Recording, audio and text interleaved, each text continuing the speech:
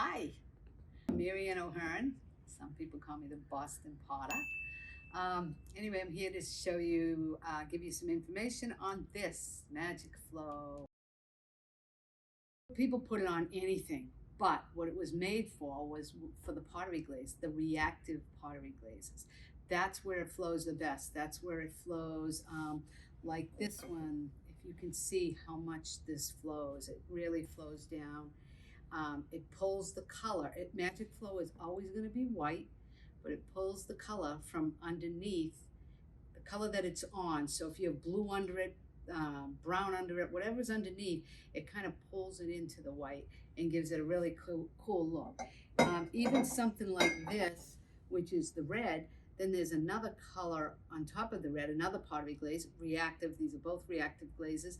And then the Magic Flow on top. Do you see how it almost gives little, I don't know what you call them.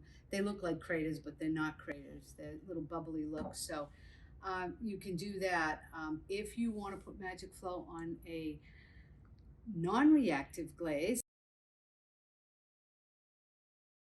you can put it on the non-reactive glazes, but then it goes on like this. I had to pull these down to make it look like it's flowing, okay, because it doesn't flow very good on non-reactive glazes. But this is the Clementine, which is Darling Clementine, I think it is. That's a pottery glaze, but it's a non-reactive pottery glaze. So you can see how this Magic Flow goes on there. Not that great, but it's okay. It still looks, somebody might be looking for that orangey sherbet type float look.